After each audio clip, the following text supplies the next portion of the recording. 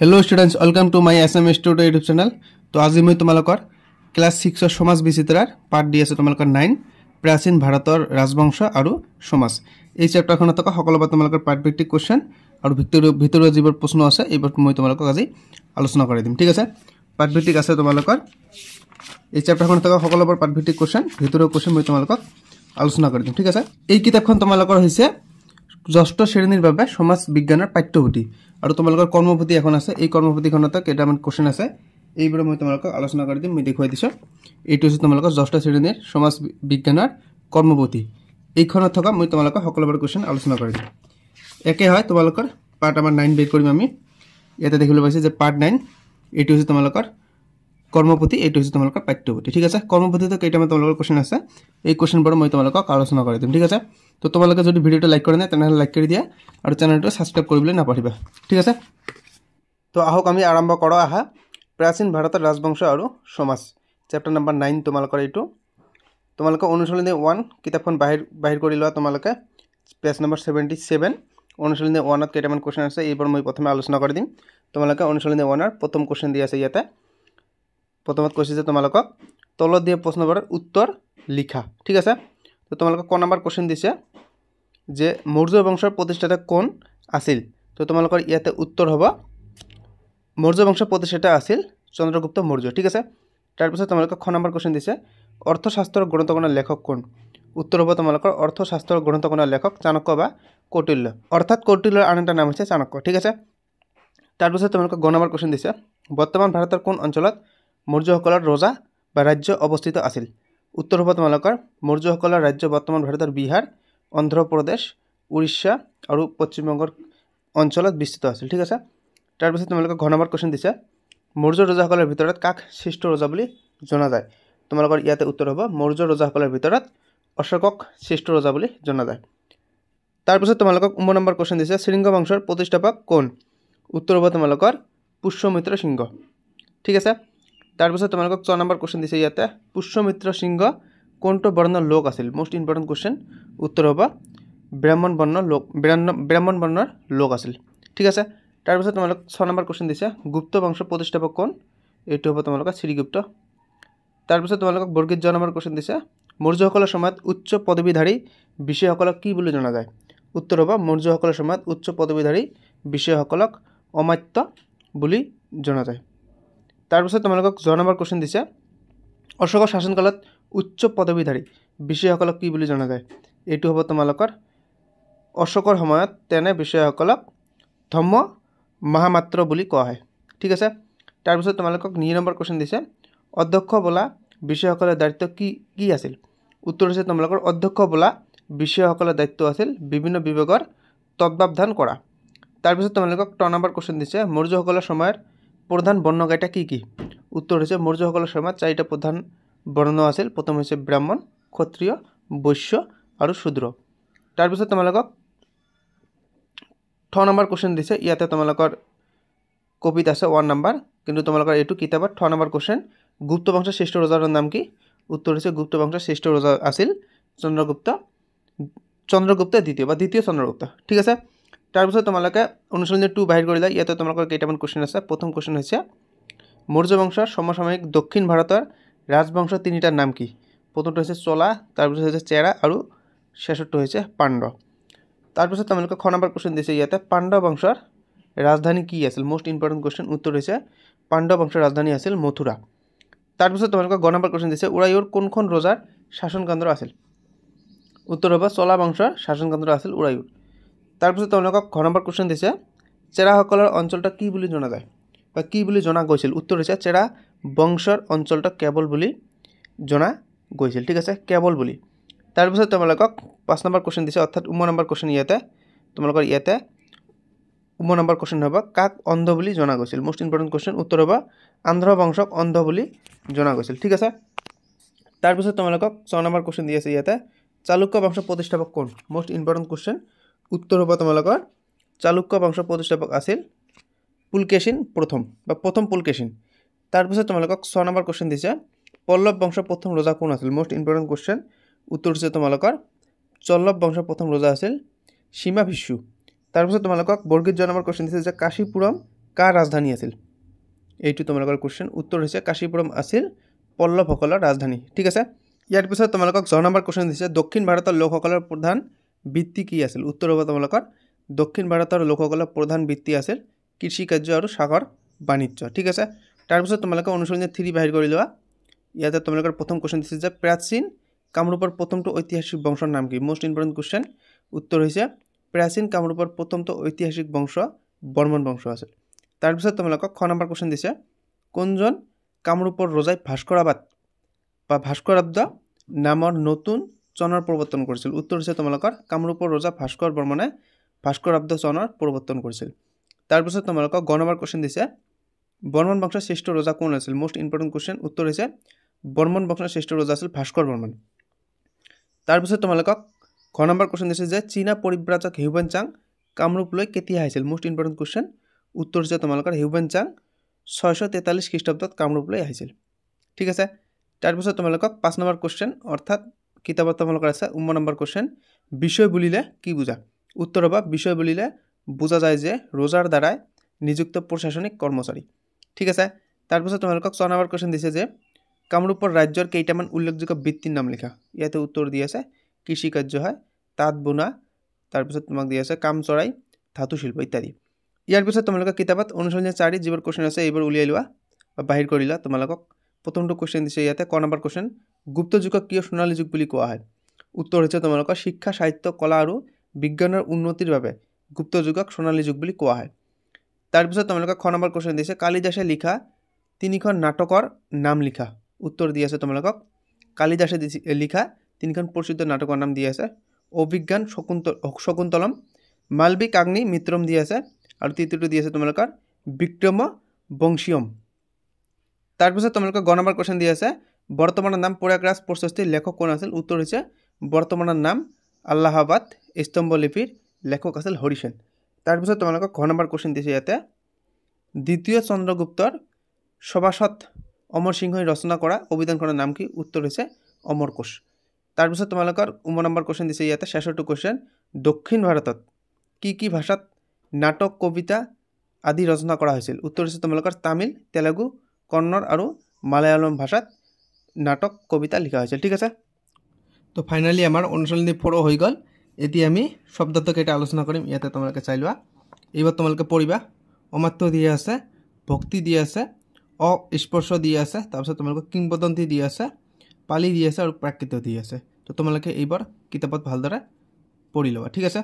তাৰপিছত তোমালোকক ইয়াতে কোৱেশ্চন দিছে এটা ভাবি উলিওৱা প্ৰয়োজনীয় শিক্ষকজন বা জ্যেষ্ঠজনৰ সহায় লবা তো প্ৰথমটো তোমালোকক কৈছে যে অশোক স্তম্ভ চাই উত্তৰ দিয়া প্ৰথম কোৱেশ্চন কৈছে অশোক চক্ৰ কি সূচায় তো তোমালোকৰ ইয়াতে উত্তৰ দি আছে উত্তৰটো ভালদৰে চাই লবা ইয়াৰ পিছত তোমালোকক খ নম্বৰ কৈছে অশোক চক্ৰৰ তলত খোদিত সত্যমেৱ জয়তে বাক্যশাৰী কত দেখিবলৈ পাবা ইয়াৰ উত্তৰ তোমালোকৰ ইয়াত দিয়া আছে তোমালোকে ভালদৰে চাই লিখি লোৱা তো আমাৰ এইবাৰ কোৱেশ্চন হৈ গ'ল এতিয়া মই তোমালোকক ভিতৰুৱা কোৱেশ্চন কেইটা দাগ দি দিম ইয়াৰ পিছত তোমালোকৰ কৰ্মপুথিত যিবোৰ কোৱেশ্চন আছে এইবাৰ মই তোমালোকক আলোচনা কৰি দিম তো আমি পাঠ্যপুথিত যিবোৰ ভিতৰুৱা কোৱেশ্চন আছে এইবাৰ আমি পঢ়ো আহা তোমালোকে পেজ নম্বৰ 72 বাহিৰ কৰি লবা ইয়াতে তোমালোকৰ এটা কোৱেশ্চন হ'ব পাৰে তোমালোকে এইটো পঢ়া কৈছে যে তেওঁৰ আগত ভাৰতৰ ইতিহাসত কোনো সম্ৰাটৰ কথা পোৱা নাযায় সেয়ে চন্দ্ৰগুপ্ত মৌৰ্যক ভাৰতৰ প্ৰথমগৰাকী ঐতিহাসিক সম্ৰাট বুলি কোৱা হয় তোমালোকৰ ইয়াতে কোৱেশ্চন হ'ব পাৰে যে ভাৰতৰ ইতিহাসত প্ৰথমগৰাকী সম্ৰাট কাক কোৱা হয় বা প্ৰথমগৰাকী সম্ৰাট বুলি কাক কোৱা হয় উত্তৰ হ'ব চন্দ্ৰগুপ্ত মৌৰ্য এইটো তোমালোকে মনত ৰাখিবা ঠিক আছে তাৰপিছত তোমালোকৰ ইয়াতে আৰু এটা কোৱেশ্চন হ'ব যে অৰ্থশাস্ত্ৰৰ লেখক কোন তো তোমালোকৰ উত্তৰ হ'ব কৌটিল্য অৰ্থশাস্ত্ৰৰ লেখক হৈছে কৌটিল্য ঠিক আছে তাৰপিছত তোমালোকে পেজ নম্বৰ 73 বাহিৰ কৰি লোৱা ইয়াতে তোমালোকৰ এটা কোৱেশ্চন হ'ব পাৰে তোমালোকে এই তালিকাটো পঢ়িবা ইয়াতে কৈছে সম্ৰাট শাসনকাল তোমালোকে এইটো পঢ়ি লোৱা ইয়াৰ পৰা ঠিক আছে এইখিনি পঢ়ি লবা পেজ নম্বৰ 73 ইয়াতে দি আছে তোমাৰ পেজ নম্বৰ ঠিক আছে তাৰপিছত তোমালোকে এইফালে পেজ নম্বৰ তোমালোকৰ 75 উলিয়াই লোৱা পেজ নম্বৰ 75 ৰ ওপৰত তোমালোকৰ এটা তালিকা আছে এইটো তোমালোকে দেখিবা ইয়াতে কৈছে সম্ৰাট আৰু শাসনকাল এইখিনি তোমালোকে চাই লবা প্ৰথম চন্দ্ৰগুপ্ত দি আছে সমুদ্ৰগুপ্ত দি আছে আৰু দ্বিতীয় চন্দ্ৰগুপ্ত দি আছে তোমালোকে এইখিনি কিতাপৰ পৰা চাই লবা ঠিক আছে তাৰপিছত তোমালোকে পেজ নম্বৰ 76 বাহিৰ কৰি ল'বা ইয়াতে তোমালোকৰ এটা জানো আহা দিছে এইখিনি তোমালোকে পঢ়ি ল'বা কৈছে যে প্ৰাচীন কালত ভাৰতলৈ অহা বিদেশী পৰ্যটকসকল তো তোমালোকৰ ইয়াতে প্ৰথমটো কোৱেশ্চন হ'ব পাৰে যে প্ৰাচীন কালত ভাৰতলৈ অহা বিদেশী পৰ্যটক কেইজনৰ নাম লিখিবা তিনিটা বিদেশী পৰ্যটকৰ নাম লিখা তোমালোকে দিবা মেগাষ্টেনিছ ফাহিয়ান আৰু হিউৱেনচাং তোমালোকে ইয়াতে ফাহিয়ান মেগাষ্টেনিছ আৰু হিউৱেনচাঙৰ বিষয়ে সৰু সৰু কৈ আছে তোমালোকে যেতিয়া ক্লাস 9 বা 10 উঠিবা তোমালোকৰ ইয়াৰ বিষয়ে ডাঙৰ কৈ তোমালোকে দিয়ে থাকিবা তোমালোকে মেগাষ্টেনিছ পঢ়ি ল'বা ফাহিয়ান পঢ়ি ল'বা আৰু হিউৱেনচাং পঢ়ি ল'বা তাৰ পিছত তোমালোকে পেজ নাম্বাৰ ইফালে 78 বাহিৰ কৰিবা ইফালে তোমাৰ এটা কোৱেশ্চন হ'ব পাৰে দেখুৱাই দিছো যে সাতবাহন বংশ বুলি জনা যায় কাক ভাৰতবৰ্ষৰ দক্ষিণ অংশৰ কিছু অঞ্চলত এটা শক্তিশালী ৰাজবংশী শাসন কৰিবলৈ লৈছিল এই বংশটোক সাতবাহন বংশ বুলি কোৱা হয় তোমালোকৰ কোৱেশ্চন হ'ব পাৰে যে সাতবাহন বংশ কাক বলে তেওঁলোকক অন্ধ্ৰ বুলিও জনা যায় উত্তৰ কোৱেশ্চন আৰু এটা হ'ব পাৰে যে কাক অন্ধ্ৰ বুলিও কোৱা হয় বা কাক অন্ধ্ৰ বুলি জনা যায় তোমালোকে দিবা সাতবাহনসকলক ঠিক আছে তাৰ পিছত তোমালোকৰ 79 বেছ উলিয়াই লোৱা ইয়াতে তোমালোকৰ এটা কোৱেশ্চন হ'ব পাৰে এটো তোমালোকৰ কিতাপত আছে যে প্ৰাচীন কামৰূপত শাসন কৰা দেখিবলৈ পাইছে প্ৰাচীন কামৰূপত শাসন কৰা প্ৰথমটো ঐতিহাসিক বংশ কোন আছিল উত্তৰ হ'ব তোমালোকৰ বৰ্মন বংশ প্ৰাচীন কামৰূপত শাসন কৰা প্ৰথমটো ঐতিহাসিক বংশ আছিল বৰ্মন বংশ ঠিক আছে তো তোমালোকে তালিকাখন পঢ়ি লবা সম্ৰাট দি আছে শাসনকাল দি আছে পুষ্য বৰ্মন ভাস্কৰ বৰ্মন দি আছে ঠিক আছে তাৰ পিছত তোমালোকে পেজ নাম্বাৰ 80 বাহিৰ কৰিবা ইয়াতে তোমালোকৰ কোৱেশ্চন হ'ব পাৰে যে গুপ্ত যুগক কিয় সোণালী যুগ বুলি কোৱা হয় তোমালোকৰ ইয়াত কোৱেশ্চন হ'ব পাৰে যে গুপ্ত যুগক কিয় সোণালী যুগ বুলি কোৱা হয় উত্তৰ হ'ব সাহিত্য সংস্কৃতি ক্ষেত্ৰত হোৱা বহুতবাৰ কাৰণৰ বিকাশৰ বাবে গুপ্ত যুগক সোণালী যুগ বুলি কোৱা বা অভিহিত কৰা হৈছে এটো তোমালোকৰ 1 নম্বৰ কাৰণ আৰু যদি তোমালোকৰ 5 নম্বৰ কাৰণ হয় তোমালোকে ইয়াৰ পৰা লিখিবা ইয়াৰ পৰা ইখিনি লিখিলে তোমালোকৰ 5 নম্বৰ পাই যাবা ঠিক আছে তাৰ পিছত তোমালোকে তালিকা যিবোৰ দি আছে তলত এইবোৰ চাই লবা